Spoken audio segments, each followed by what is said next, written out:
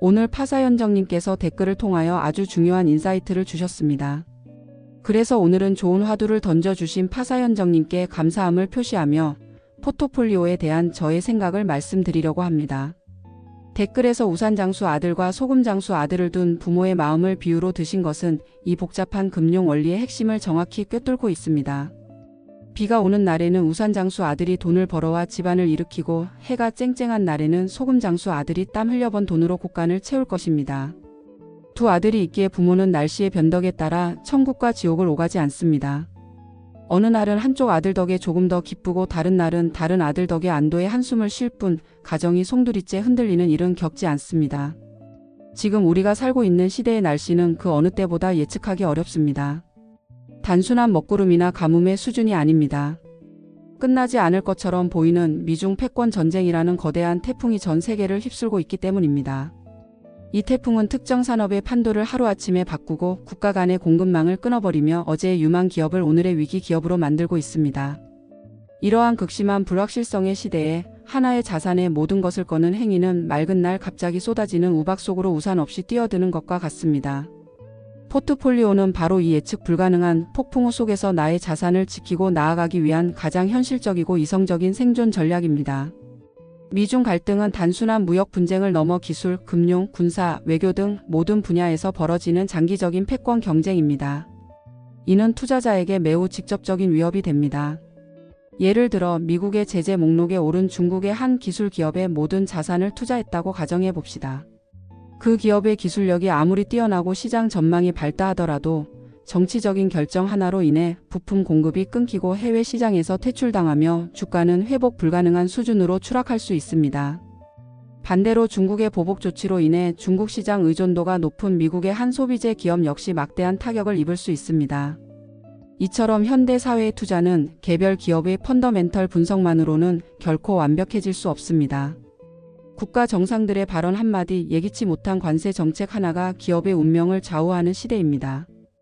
포트폴리오는 이러한 지정학적 위험에 대한 최고의 분산 장치입니다. 예를 들면 미국과 함께 중국, 유럽, 동남아의 성장하는 시장에 골고루 투자함으로써 어느 한쪽의 정치적 악재가 나의 전체 자산을 파괴하는 것을 막을 수 있습니다. 이는 미중이라는 두 거대한 힘이 충돌하며 만들어내는 파도 위에서 한쪽으로 쏠려 전복되지 않도록 배의 양쪽에 무게추를 달아 균형을 잡는 것과 같은 지혜입니다. 이 갈등이 끝나지 않을 것을 알기에 우리는 더욱더 견고한 균형을 추구해야만 합니다. 이러한 복잡한 상황 속에서 많은 투자자들은 전문가의 조언에 귀를 기울입니다. 그들의 분석은 분명 가치가 있고 참고할 만한 통찰력을 제공합니다. 하지만 전문가의 예측을 맹신하는 것은 위험합니다. 전문가의 조언은 기상청의 일기예보와 같습니다. 슈퍼컴퓨터와 수많은 데이터를 동원해 내일의 날씨를 예측하지만 변덕스러운 대기의 흐름 때문에 예보는 종종 빗나갑니다. 맑을 것이라던 하늘에서 갑자기 소나기가 쏟아지기도 하고 비가 온다던 예보와 달리 하루 종일 해가 쨍쨍하기도 합니다.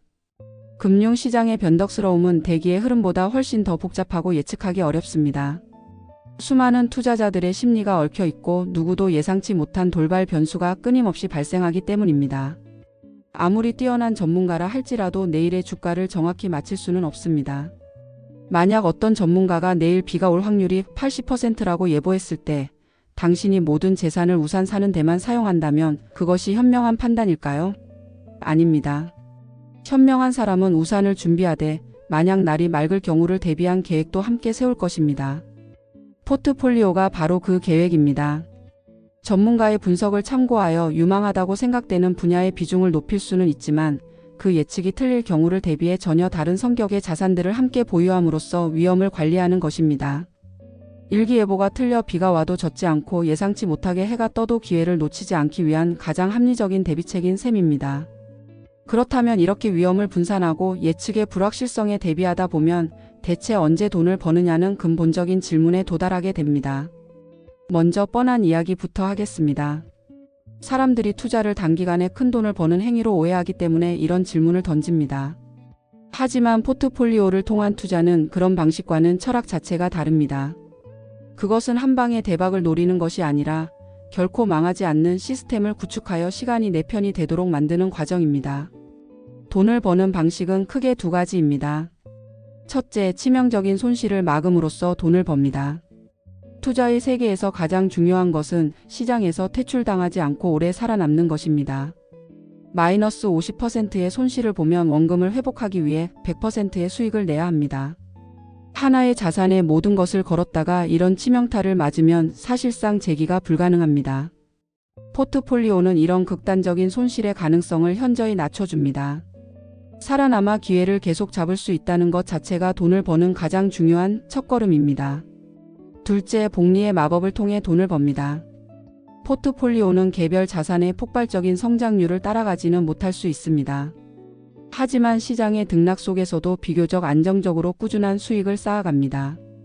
그리고 그 수익이 원금에 더해져 다시 새로운 수익을 낳는 복리 효과는 시간이 흐를수록 눈덩이처럼 불어납니다. 마치 가느다란 실개천이 수십 년 흘러 거대한 강을 이루듯 포트폴리오의 꾸준한 성장은 장기적으로 그 어떤 단기적인 대박보다 훨씬 더 큰 부를 가져다 줍니다. 돈은 언제 버느냐가 아니라 어떻게 꾸준히 그리고 안전하게 불려나가느냐의 문제이며 포트폴리오는 그 질문에 대한 가장 확실한 답변입니다. 또한 이러한 안정성은 투자자 자신의 감정을 다스리는 강력한 도구가 되어 시장의 소음에 흔들리지 않고 장기적인 계획을 지켜나갈 심리적 기반을 마련해 줍니다. 사람은 여유가 있어야 올바른 판단을 합니다. 전 재산이 미중 갈등의 직격탄을 맞은 한 종목에 들어가 있다고 상상해 보십시오. 매일 밤 정상들의 말 한마디에 잠을 설치고 관련 뉴스가 나올 때마다 심장이 철렁 내려앉을 것입니다. 이러한 극단적인 감정의 롤러코스터는 결국 공포에 질려 최저점에 팔거나 헛된 희망의 물타기를 계속하는 등 비이성적인 판단으로 이어지기 쉽습니다. 하지만 잘 분산된 포트폴리오를 가지고 있다면 특정 자산의 폭락이 전체 자산에 미치는 영향은 제한적입니다. 이러한 안정성은 투자자에게 심리적인 평온함을 선물하고 시장의 단기적인 소음에 이를 일비하지 않고 장기적인 계획을 꾸준히 밀고 나갈 수 있는 정신적 기반을 마련해 줍니다. 특히 미중 패권 경쟁과 같이 거대하고 장기적인 불확실성 앞에서는 이러한 심리적 안정성이 그 무엇보다 중요합니다. 하지만 이것이 이야기의 전부는 아닙니다. 포트폴리오로 돈은 언제 버느냐는 질문은 모든 준비를 마친 농부가 대체 언제 비가 내립니까? 라고 묻는 것과 같습니다. 훌륭한 씨앗을 고르고 밭을 갈고 김을 매는 모든 행위가 바로 포트폴리오를 구성하는 과정입니다. 이는 최악의 가뭄에서도 최소한의 수확을 거두고 병충해가 돌아도 모든 것을 잃지 않기 위한 필수적인 위험 관리이자 생존 전략입니다. 하지만 농부의 부는 단순히 밭을 잘 관리하는 것에서만 나오지 않습니다. 결정적인 부는 메마른 땅을 적시는 단비가 언제, 어디에, 얼마나 강하게 내릴지를 예측하고 그에 맞춰 파종했을 때 비로소 완성됩니다. 투자의 세계에서 이 단비가 바로 유동성입니다. 따라서 질문에 대한 더 깊은 답은 명확합니다.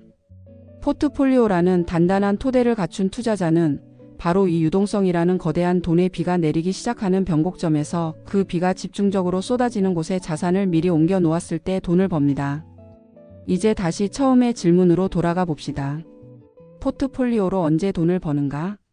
바로 유동성의 총량이 마이너스에서 플러스로 바뀌는 거대한 변곡점에서 유동성의 방향이 소외되었던 자산으로 틀어지는 순간을 포착하여 유동성의 속도가 붙기 전에 미리 포트폴리오의 배치를 끝냈을 때 바로 그때 돈을 법니다. 유동성이 넘칠 때는 ETF도 따블 날 수 있습니다. 포트폴리오로 돈을 버는 시점은 유동성이 방어에서 공격으로 전환하는 바로 그 순간입니다. 유동성 긴축기에는 다양한 자산으로 구성된 포트폴리오로 내 자산을 지켜내고 유동성 확대기가 시작될 것이라는 신호가 보이면 돈의 흐름이 어디로 향할지를 읽고 그 방향으로 포트폴리오의 무게중심을 이동시키는 것입니다. 결론적으로 포트폴리오는 불확실한 미래에 대한 인간의 겸손한 인정이자 그 불확실성을 헤쳐나가기 위한 가장 현명한 대비책입니다. 그것은 투자의 필요 조건입니다. 그리고 유동성의 흐름을 읽는 것은 충분 조건입니다.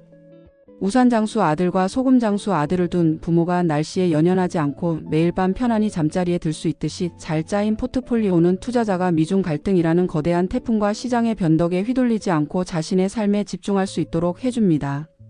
그리고 한 걸음 더 나아가 하늘의 기운, 즉 유동성의 흐름을 읽을 줄 알게 될 때 비로소 안정적인 농부를 넘어 풍년을 거두는 거부가 될 수 있습니다.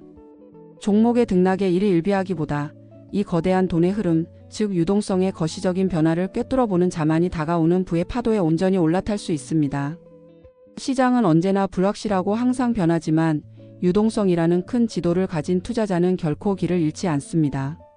저의 주말의 생각이라는 콘텐츠에서 유동성 관련 내용을 참고하시면 도움이 되실 수도 있을 겁니다. 하지만 가끔 이런 분들이 계십니다. 계란을 한 바구니에 담지 말라는 건 나도 알고 다 좋은데 저는 계란이 한 알밖에 없어요. 어떻게 해야 합니까? 그럼 우선 계란부터 모으세요. 아직 포트폴리오를 논할 단계가 아닙니다. 오늘 내용 여기까지입니다. 조금이나마 도움이 되셨기를 바랍니다.